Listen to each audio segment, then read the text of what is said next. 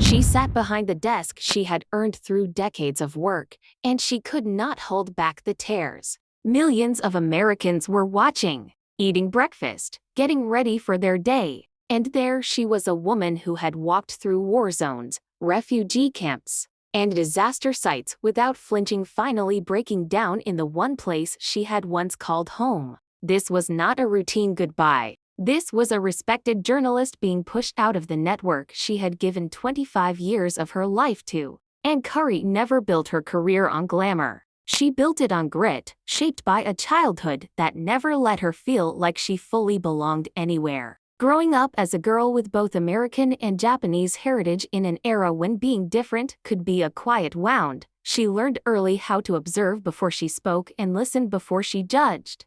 That instinct carried her into some of the most painful corners of the world, and it never once turned into performance. But behind the composed, devoted reporter was a woman quietly absorbing prejudice, institutional pressure, and eventually, a fall from the position she had spent her life earning. So why did a woman who spent her career giving voice to other people's suffering have to walk away in the middle of her own? Before we continue, take 1 second to like, subscribe, and tap the bell icon so you don't miss more real stories like the Zhang. Curry was born in Guam in 1956. Sitting from her very first breath at the intersection of complicated histories. Her father, Bob Curry, was an American serviceman. Her mother, Hiroko, was a Japanese woman he met not long after World War II, a war whose scars hadn't faded from either side. Their love was tested by distance and forces neither controlled. Bob was sent away, pulled apart from the woman he wanted to marry, and for a while their paths seemed destined to diverge. But he came back. When he found her again, it wasn't a fairy tale reunion. She was gravely ill with tuberculosis, her future uncertain. He returned to a woman standing close to the edge of loss, and he stayed anyway. They married. Anne was born into that story, quietly woven into the fabric of her own family. Her childhood never stayed still. As the daughter of a military family, she learned early what it meant to move constantly, new schools, new faces, starting over again and again. She grew up caught between two cultures, carrying both American and Japanese blood inside a home that understood her completely, while stepping outside into spaces that often didn't. It was likely there that she built the habit that would define her career. Watch first, listen first, speak only when it mattered. Her family eventually settled in Ashland, Oregon, where she finished high school before studying journalism at the University of Oregon, graduating in 1978. For her, journalism was never just a path to being on camera, it was a way of stepping into unfinished stories, understanding why pain echoes across generations. Years later, standing before refugees and grieving families, people could sense her parents' story had never really left her. Her first job wasn't glamorous. She started as an intern at a small station in Medford, Oregon, doing the least desirable newsroom work, and soon became its first female reporter, entering a profession where women still had to fight to be taken seriously. A pressure doubled for a woman of mixed heritage. She leaned on discipline over charisma, absorbing a principle that would guide her career. Before you tell someone's story, you have to get close to it. She moved to Portland in 1980, sharpening her presence on camera, then reached Los Angeles by 1984,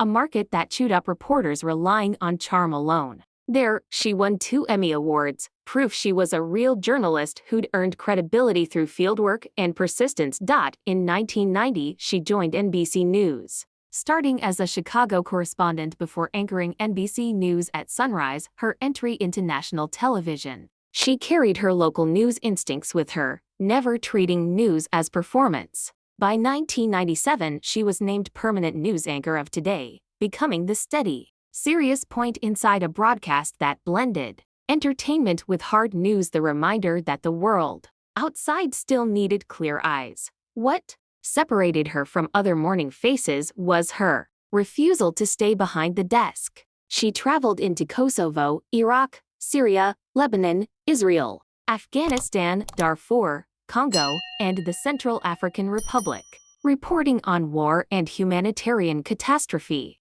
on families who had lost everything they owned overnight, She was on the ground after the 2004 tsunami and the 2010 Haiti earthquake, standing in the wreckage most viewers only ever saw in headlines. In 2005, she became co-anchor of Dateline NBC, a role that let stories breathe rather than rush, where silence and hesitation were allowed to remain instead of being cut for time. By 2011, she was named co-host of Today alongside Matt Lauer on Paper, the summit of her journey. Instead, it opened her most painful chapter. Tensions surfaced almost immediately. Later reporting, notably Brian Stelter's book on the morning show wars, described an internal effort to reassign Lauer while quietly moving her out for Savannah Guthrie. In 2012, she left the co-host chair in tears. Live, before millions, a crack in the polished surface morning television worked so hard to maintain. She stayed at NBC as a correspondent, but the relationship had fundamentally shifted, and she'd later admit the wound never fully closed. Away from the cameras, her life stayed guarded. In 1989, she married Brian Ross, someone she'd known since college, and they raised 2 children without turning family into content. Balancing motherhood with national television was its own quiet exhaustion. Pre-dawn workdays, packed schedules. Only after leaving Today did she realize how depleted those years had left her, discovering the luxury of waking later and letting a day begin at a human pace. Not all her exhaustion came from a studio. In the mid-2000s, she lost both parents to cancer, roughly 2 years apart. Grief no professional skill could soften. She learned some pain simply cannot be fixed. Some days all you can do is sit beside a hospital bed. There was another wound rarely discussed. Her brother died in military service at 23,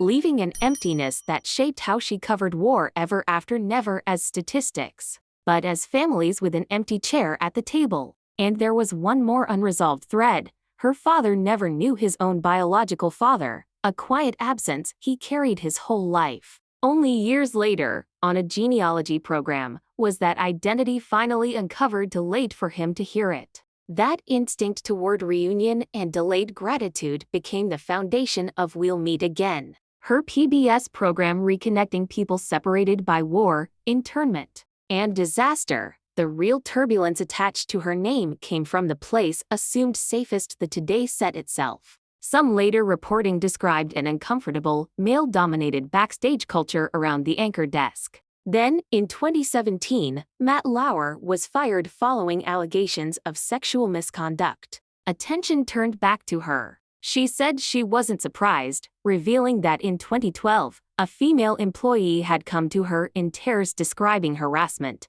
and that she'd believed the woman and warned management. When asked if her removal connected to that warning, she chose her words carefully, declining to make a formal accusation. What stood out most was her restraint when Lauer's career collapsed. She said she felt no celebration in it, knowing real women had been hurt, and that she wasn't a person driven by hatred. In 2019, when another accusation surfaced, she again spoke briefly in support of the woman coming forward. Without centering herself, nothing about her life resembles a tabloid narrative. No affairs, no messy public divorce, no campaign of retaliation. But it wasn't an easy life. Prejudice woven into her family's origin. A sibling lost too young, parents taken by cancer, a mystery her father carried to his grave, and a public humiliation she admitted she never fully understood. Her legacy was never really about one chair. As an Asian American woman in a central television seat, she carried real weight as a symbol of representation, surviving through discipline rather than spectacle.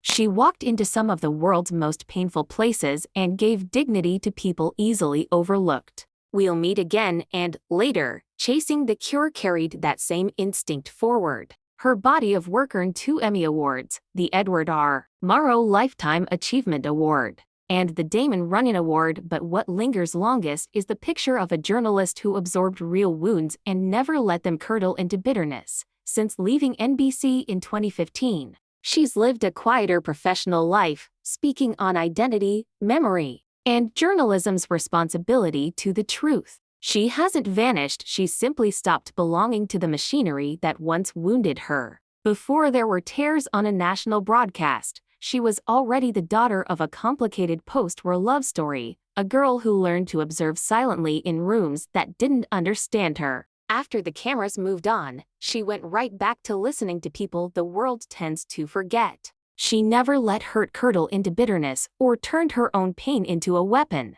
She simply chose to move slower, speak less, and hold on to the thing that always defined her: compassion. Maybe that's her truest legacy, not a chair on morning television, but the image of a woman wounded deeply who never lost her kindness. What do you think makes Anne Curry most memorable? Her decades of fearless journalism, the way she was pushed out of Today, or the quiet dignity she carried through it all? Let us know in the comments, and if stories like this move you, like this video and subscribe for more.